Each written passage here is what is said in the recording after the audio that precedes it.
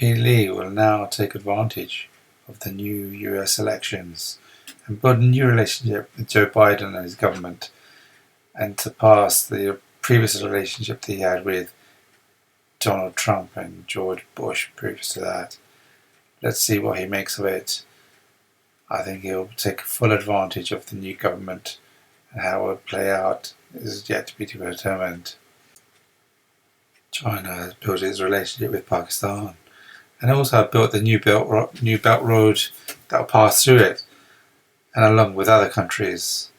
And they'll build their economic and political relationships with those countries and take full advantage of the wealth and power that they'll build upon it, and the economic sanctions that might be imposed by the United States of America. Let's see. What would happen out of that, I don't know, but that will definitely not happen unless China builds and redistributes that wealth to the Western world. China has its human rights records, and it's not been pretty reading. It's blocked technology inbound to the country and redistributed its own technology outbound from the country to the rest of the world. And its recent trades with the Uyghur population, and how it takes full advantage of employing people at low cost, forcing people to work underage, and doing all sorts with the population and in the world. It's not very good. China has also copied a lot of the technology imposed by the United States of America, the forces of Alibaba, and also the technology world. It's taken full advantage of what has happened in the past by Amazon. So it's, regardless to say, a lot of that has been done in all the respective industries, not just architecture, but other stuff as well. The US has blacklisted 77 firms, most of them Chinese.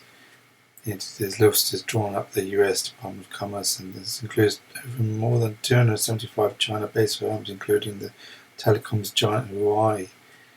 The move is seen as a defiant final strike by the outgoing US President Donald Trump, who has taken a hard line on China. China's US embassy said its Twitter account was hacked after users noticed it had retweeted a baseless claim by outgoing US President Donald Trump.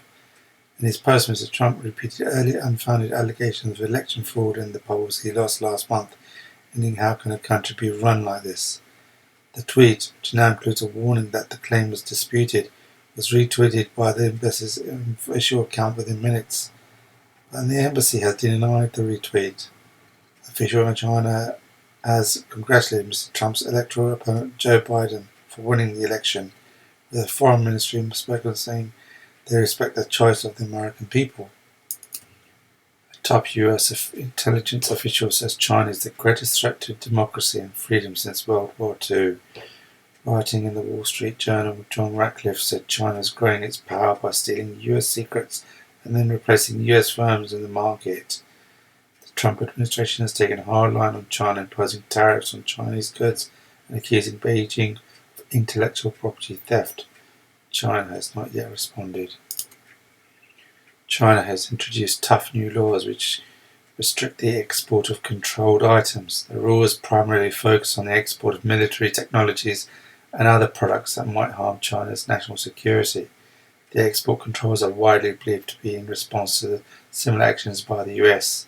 TikTok, Huawei, Tencent are among the casualties of Washington's Chinese technology crackdown. There are concerns the new regulations, which came into effect on Tuesday, could escalate the ongoing trade war with the US.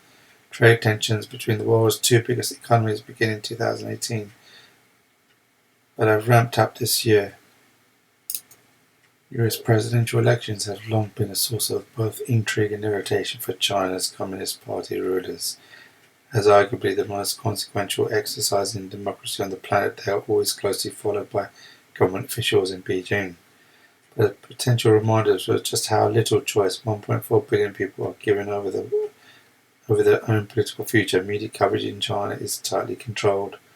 This time round, though, in a US election defined by a still spiraling pandemic, a shattered economic landscape, and deep political polarization, China senses that something has changed.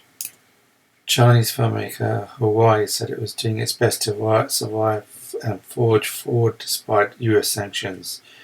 Huawei is one of the handful of Chinese tech firms targeted by Donald Trump with the grounds of national security. The filmmaker had been busy stockpiling its supply of microchips before a US trade ban came into effect in September.